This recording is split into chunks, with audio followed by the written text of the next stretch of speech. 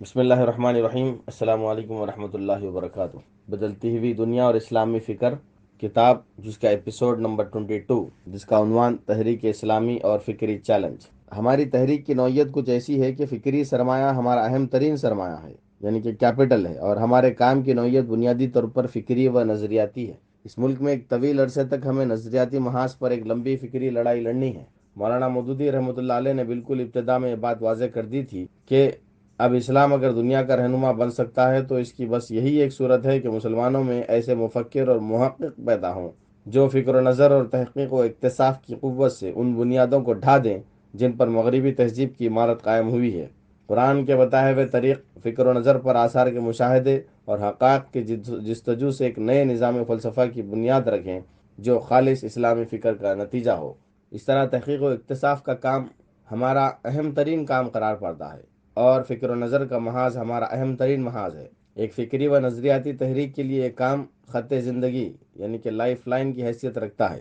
یہ کام ہمارے لیے کئی ضروری کاموں میں سے ایک کام نہیں ہے، بلکہ ہماری ترقی اور پسپائی، زندگی اور موت اسی کا اساسی کام پر منحصر ہے۔ فکری تحریکیں انتشار سے مرتی ہیں اور نہ ملت، قلت وسائل اور دشمنوں کے ظلم و جبر سے موت کے گھاٹ اترتی ہیں، بلکہ فکری و نظریاتی تحریکوں کی موت فکری پسپائی سے ہوتی ہے یا فکری جمود سے۔ اسی لیے یہ فکری کام ہمارے لیے خط زندگی، لائف لائن کی حیثیت رکھتا ہے۔ اس لیے جتنا یہ ضروری ہے کہ ہم تنظیم کی توسیع و استحکام اور دیگر تنظیمی و تحریک کے تقاضوں پر غور و فکر کریں اور اس کے لیے نشستیں کریں، اتنا ہی یہ بھی ضروری ہے کہ ہم اپنے فکری اثاثے کی حقیقی صورتحال کو بھی اپنے سنجیدہ جائزے اور بحث و گفتگو کا موضوع بنائیں۔ اس کے لیے بار بار نشستیں ہونی چاہیے اور سر جوڑ کر اپنے فکری تقاضوں کی تکمیل پر غور کرنا چاہیے۔ اس وقت دنیا کی صورتحال بھی بہت بدل چکی ہے۔ اب اسلام ساری دنیا میں ایک سنجیدہ علمی اور سیاسی موضوع بن گیا ہے۔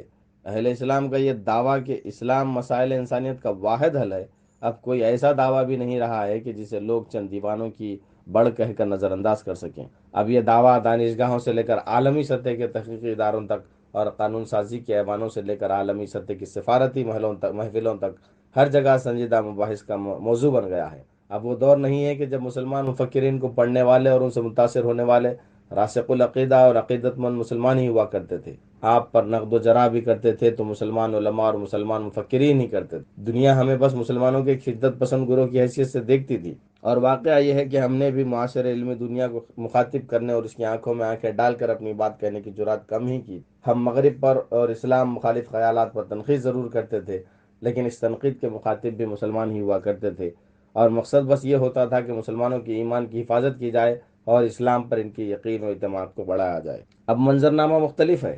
آپ چاہنے نہ چاہنے کے باوجود پوری کی پوری دنیا کو مخاطب کرنے پر مجبور ہیں، اور دنیا آپ کی باتوں کو اپنے علمی معیارات کے مطابق جانچنے اور نقد و جرح کرنے کا حق حاصل کر چکی۔ اب عالمی اداروں میں صرف اسلامی تحریکات کے اثرات، مسلمانوں میں ان کی پوزیشن، قومی سلامتی سے ان کے تعلق وغیرہ پر ہی ریسرچ اور تجزیہ نہیں ہو رہے ہیں، بلکہ ان کے موقف، خیالات، ان کے تھاٹس، ان کے تجویز کردہ حل اور ان کا ویژن بھی زیر بحث آ رہا ہے۔ یہ صورتحال خوشائن تو ہے، لیکن ہمیں بڑی ذمہ دارانہ اور نازک پوزیشن میں کھڑا کر دیتی ہے۔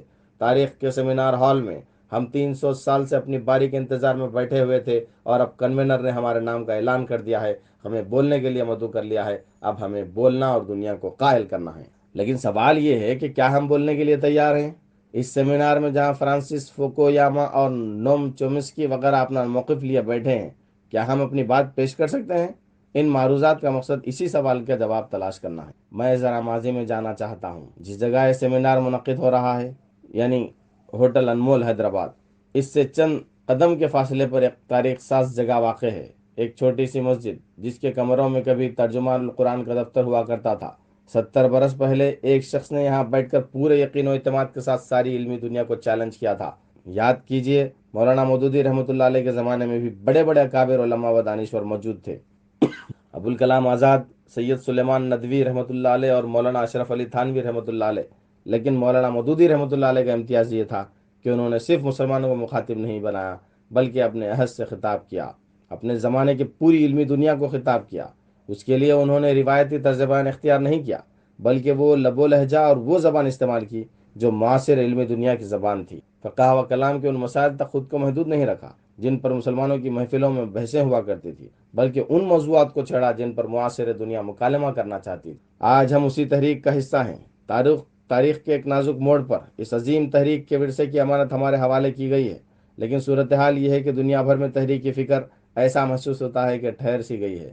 آج ہمارے کام بڑھ رہے ہیں، سماجی اثر و رسوخ بڑھ رہا ہے، وسائل بھی بڑھ رہے ہیں، لیکن شاید فکری ترقی نہیں ہو پا رہی۔ خود ہم نے اپنے سفر میں جو نئے موڑ لیے ہیں اور نئی حکمت عملیاں وضع کی ہیں، ان کی پشت پر بھی غالباً مضبوط اور مرتب افکار اور منظم خیالات نہیں ہیں، جس کی وجہ سے فکری پراگندگی اور انتشار کے آثار ہماری صفوں میں نظر آنے لگے ہیں۔ جہاں تک دنیا سے ہماری فکری تعلق کی بات ہے، دنیا کو دینے کے لیے ہمارے پاس کوئی نیا اور منفرد آئیڈیا نہیں ہے۔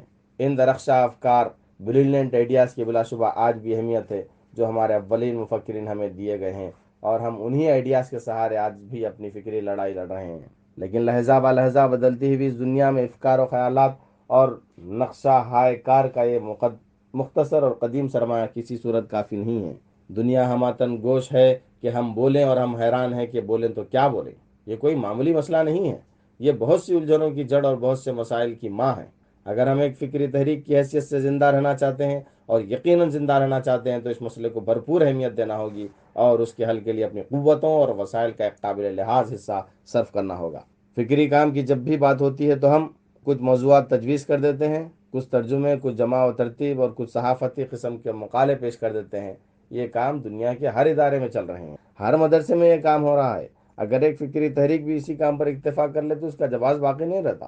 ہمیں تو یہ سوچنا ہے کہ مسلمان اور موجودہ سیاسی کشمکش کی سیاسی بحث کو ہم کیوں آگے نہیں بڑھا سکے؟ کیوں استعمار سے آزاد ملک کے احوال میں کوئی ایسا سیاسی فلسفہ تشکیل نہیں دے سکے جو مسلمان اور موجودہ سیاسی کشمکش کی بحث کا فطری ارتقابی ہوتا اور نئے احوال میں رہنمائی کا ذریعہ بھی بنتا؟ مولانا مودودی نے جدید زمانے کے اہم مسائل کو موضوع بنایا۔ انہوں نے مسلم دنیا اور مغرب کی تجربات کو سامنے رکھ کر قرآن و سنت کی تعلیمات سے مطابقت رکھنے والی فکری کسوٹی کی بنیاد پر ان مسائل کے تجزیے کا ایک منفرد طریقہ کار میتھڈالوجی ایجاد کیا۔ ان کی تحریروں سے ان کی عمیق فکر، وسیع علم، قرآن و حدیث اور ان کے انتباہ کا گہرا شعور اور مغربی افکار اور تاریخ کی تنقیدی بصیرت جھلکتی۔ ان کی انہی خصوصیات نے زندگی کے مسائل کی تئیں مسلمانوں کے اپروچ کو ایک نئی تازگی اور زندگی بخشی اور ان کے پیغام میں ایک وسیع تر اپیل پیدا کی۔ ان کا اثر تنظیموں اور سرحدوں سے ماورا ہے۔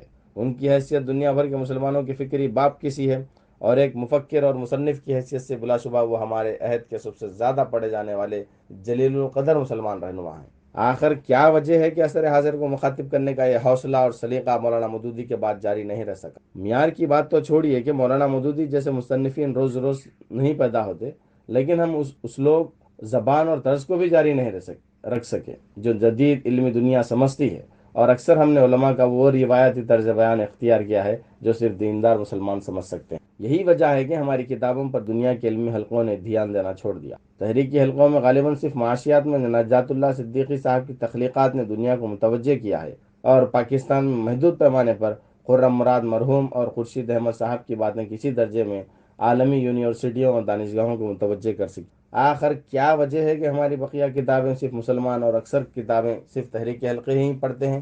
خود ہی لکھنے اور خود ہی پڑھنے کا عمل ایک بند گروہ کے لیے تو مفید ہو سکتا ہے، کسی زندہ اور عالمگیر مشن رکھنے والی تحریک کے لیے ہرگز مفید نہیں ہو سکتا۔ ایک عالمگیر پیغام کے حامل ہماگیر نظریاتی تحریک کی حیثیت سے ہمارا ہدف تو یہ ہونا چاہیے کہ ہم اس سطح سے بات کریں جس سطح سے امام غزالی، ابن خلدون، ابن تیمیہ اور شاہ ولی اللہ نے بات کی، یا کارل مارکس، سگمنڈ فرائڈ، مسل فوکو اور ژاک دریدا نے بات کی تھی کہ ان لوگوں نے جو کچھ کہا پوری علمی دنیا نے اسے ہماتن گوش ہو کر سنا۔ آخر ہم کیوں ایسی باتیں نہیں کہہ سکتے؟ اور آج ہماری اصل ضرورت ایسی ہی چونکا دینے والی باتیں کہنے کی ہے۔ دنیا کا بڑھتا ہوا نظریاتی خلا آئیڈیاز کی مانگ کر رہا ہے۔ دنیا کا مسئلہ یہ ہے کہ اس کے پاس کوئی ڈھنگ کا تصور ہے، جہاں ورلڈ ویو نہیں ہے جہاں سے کارآمد آئیڈیاز پیدا ہو سکیں۔ ہمارا مسئلہ یہ ہے کہ ہمارے پاس ورلڈ ویو ہے لیکن آئیڈیاز نہیں ہیں۔ سب اپنے بنائے ہوئے زندہ میں ہے محبوس، خاور کے ثوابت ہوں کہ افرنگ کے سیار، پیران کلیسا ہوں کہ شیخان حرم ہوں، نئے جدت گفتار ہے، نئے جدت گفتار ہے، نئے جدت کردار۔ دنیا کو ہے اس مہدی برحق کی ضرورت ہو جس کی نگاہ زلزلہ عالم افکار۔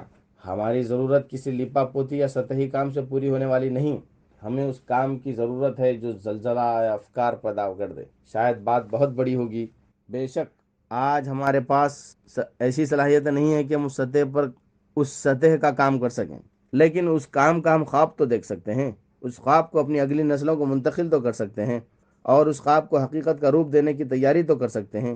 تاکہ ہم یہ کام کما حقہ نہ بھی کر سکیں تو کم از کم ہماری اگلی نسل اس کام کے لیے کھڑی ہو جائے یا ان کی اگلی نسل کھڑی ہو جائے۔ اس کے لیے اس سیمینار کو چھوٹے اور کارگر اقدامات کی ابتدا کا بھی ذریعہ بنائیے اور اونچے خواب دیکھنے اور ان خوابوں کی بنیاد پر ایک نئی نسل کی تیاری کا محرک بھی بنائیے۔ ہم اس وقی تحریک کو صرف روزمرہ کے تجاویز کی نظر نہ کر دیں، بلکہ ہماری کوشش یہ ہو کہ ہمارے یہاں زیادہ اہم اور وسیع تر موضوعات زیر بحث آئیں۔ ہم یہاں نئی کتابوں کی نہیں، نئے فلسفوں کی فکر کریں، نئے مثالی نمونوں پیراڈائمز کی اپج کے طریقے ڈھونڈیں، ان ضروریات کی تعین کریں جن کی تکمیل کے لیے ہم کو اچھوتے خیالات اور منفرد آئیڈیاز کی ضرورت ہے، اور یہ بھی سوچیں کہ آئیڈیاز کیسے پیدا ہوں گے۔ ہمیں تحریک کی انہی فکری ضروریات کی تکمیل کے لیے بتدریج آگے بڑھنا ہے۔ ظاہر ہے کہ جو باتیں یہاں عرض کی ہیں ان کی فوری تکمیل ممکن نہیں ہے۔ یہ مقاصد بہت طویل اور صبر آزما جد و جہد چاہتے ہیں۔ فوری طور پر ہمارے پیش نظر چند ذیلی اہداف ہیں، جن میں پہلا ہدف یہ ہے کہ تحریک میں علمی و فکری کاموں کی اہمیت کا احساس سے تقویت پائے۔ کچھ لوگ، خصوصاً کچھ ذہین نوجوان، پوری سنجیدگی اور یکسوئی کے ساتھ اس کام کی طرف متوجہ ہوں۔ انہیں کام، مستقل رہنمائی اور تحریک ملتی رہے، ان کی فکری کاوشیں سامنے آتی رہیں۔ اس ہدف کے حصول کے لیے ہم ملک بھر سے اہل علم اور متلاشیان علم کی ایک تعداد کو کار تحقیق سے منسلک رکھیں۔ دوسرا ہدف یہ ہے کہ تحریک کی علمی و فکری ضروریات کے تعلق سے ہمارا ذہن صاف ہو۔ ان ضرورتوں پر ادھر ادھر باتیں تو ہوتی رہتی ہیں، لیکن کوئی متعین بات ہمارے سامنے نہیں ہے۔ ہماری کوشش ہے کہ ہماری فوری اور طویل المیعاد علمی و فکری ضرورتوں پر مباحث ہوں، اور آئندہ ایک آدھ سال کے اندر ان ضروریات پر ہمیں یکسوئی حاصل ہو جائے اور نقشہ ابھر کر پوری شفافیت کے ساتھ سامنے آ جائے۔ اسی نقشے کے مطابق ہم اپنے اسکالر سے کام لے سکیں گے۔ اس مقصد کے حصول کے لیے جزئیات اور تفصیلات، ڈیٹیل سے زیادہ وسیع تر تصویر، براڈ پکچر پر مباحث ہوں اور ہماری ضروریات کی اصولی تفصیلات واضح رہ جائیں۔ تیسرا ہدف یہ ہے کہ تحریک کے اندر جس طرح عملی، دعوتی خدمت سے متعلق اور سیاسی و سماجی حرکت موومنٹ میں ارتقا ہوا ہے، فکری و علمی حرکت کا ماحول بھی افزائش پائے اور اس کام کی فکر اور اس پر توجہ کی فضا بنے۔ اس کے لیے ہم انشاءاللہ ان سیمیناروں سے مدد لیں گے جو ملک کے مختلف علاقوں میں مختلف موضوعات پر ہم منعقد کرتے رہیں گے۔ ان تینوں فوری اہداف کی تکمیل میں تحریک کا بھرپور تعاون مطلوب رہے گا، جس کے لیے اپنے حلقہ اثر سے ذہین اسکالرز کو جوڑنا اور پوری تحریک میں علمی ماحول کی افزائش ہے۔ یہ کام دھیرے دھیرے ہی ترقی کرے گا۔ ہمارے اہل علم بزرگ اس قدر متنوع کاموں کے دباؤ میں ہیں کہ ان کی توجہ کھینچنے کے لیے اس کام پر کم از کم اتنا سماجی دباؤ ضروری ہے جتنا دیگر کاموں کے لیے مطلوب ہے۔ تحریک میں فضا بنے گی تو یہ دباؤ بھی پیدا ہوگا۔ پہلے قدم کے طور پر ہمیں ان سوالوں کے جوابات حاصل کرنے ہیں، جن میں پہلا، مختلف زمروں کیٹیگریز میں کون سے امور ابھی تحریکی لٹریچر میں تشنہ ہیں۔ دوسرا، گزشتہ 50 برس میں ایسی کون سی علمی ترقیاں ہوئی ہے جن کا نوٹس لیا جانا ضروری ہے اور تحریکی لٹریچر اس پہلو سے ناکافی ہے۔ تیسرا سوال، دنیا میں سماجی، سیاسی و دیگر تبدیلیوں کے نتیجے میں وہ کون سے نئے مسائل اور سوالات پیدا ہوئے ہیں جن کے حوالے سے تحریکی لٹریچر میں تشنگی کا احساس ہوتا ہے۔ چوتھا، کن امور میں ہمارے موقف پر اب نظر ثانی کی ضرورت محسوس ہوتی ہے۔ پانچواں، تحریکی لٹریچر کو عصری تقاضوں اور ضرورتوں سے ہم آہنگ کرنے کے لیے آپ کیا مشورہ دیتے ہیں اور اس ذیل میں عملی پروگرام کیا ہو سکتا ہے۔ 22واں ایپیسوڈ مکمل ہوا۔ جزاک اللہ۔